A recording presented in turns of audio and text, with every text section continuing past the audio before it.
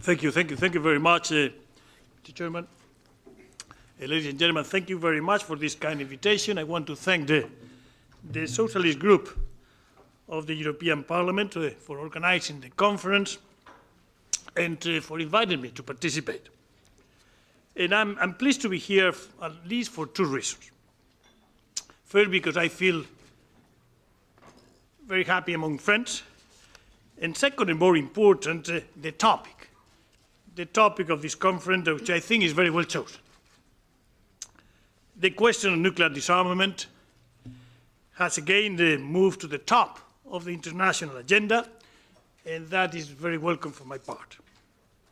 Nuclear disarmament matters, not only to politicians and diplomats, but to the people.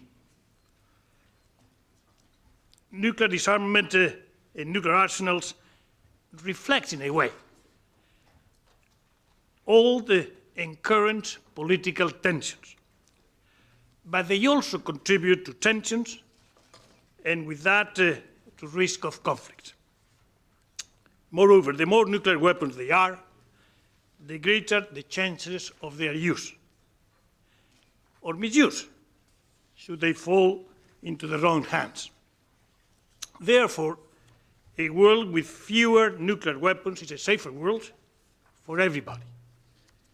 If you forgive me the phrase, a world without nuclear weapons is a world that is worth looking for. That is, I am fully behind the recent initiative of President Sarkozy, which built on earlier work involving the UK and others in the European Union. President Sarkozy, as you know, has written a letter on behalf of the European Union to the United Nations, to the Secretary General, with a list of concrete European Union priorities and proposals. This, to my mind, is a major European contribution to push forward the nuclear disarmament and non-proliferation agenda. I'm also pleased that in other countries, in particular the United States, fresh thinking has emerged on both why and how it can inject new momentum into this topic. As you well know, a few years ago, a bipartisan group led by ex-Secretary of State and Secretary of Defense called for a gradual disarmament steps with a view to ultimately reach the goal of a world free of nuclear weapons, provided robust verification mechanisms could be arranged. I'm happy to see also that President-elect Obama, for his part, has announced that he will be seeking significant changes in the US nuclear policy with respect to the number of nuclear warheads and overall US posture. Of course, we need to remember also the Russian Federation, which is a central player in this too. And I'm convinced that through constructive engagement with the Russian Federation in this area, there is a lot that can be achieved. And Russia too benefits from a world with fewer nuclear weapons, a more predictable world with strong agreements and greater international confidence.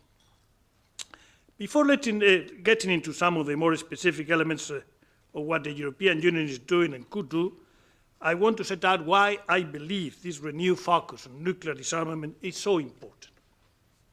The reason, to my mind, is fairly simple. The overall multilateral non-proliferation regime is under growing pressure. The core problem is a lack of trust between the nuclear and the non-nuclear states, lack of trust between the North and the South. There is a perception that there is an overall imbalance between the three fundamental pillars of the regime, that is, non-proliferation, access to technology, and disarmament. It is in our common interest to address this trust deficit. We must rebuild trust and confidence, and we must reinforce multilateralism that has been eroding during the past 10 years. I am convinced that we need a new pact of confidence, a new pact of trust between also the developing and developed world.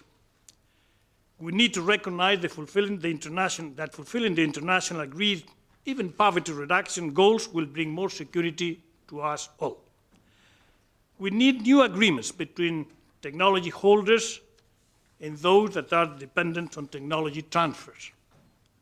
We need new trust that nuclear weapon states fulfill their obligation to pursue nuclear disarmament. And we need trust that there is access to peaceful usage of nuclear energy, provided that countries fully comply with their non-proliferation obligations. The timeline, to my mind, is clear. We need a balanced and effective outcome at the next Non-Proliferation Treaty Review Conference in 2010. This is why the European Union is working hard to make this conference a success.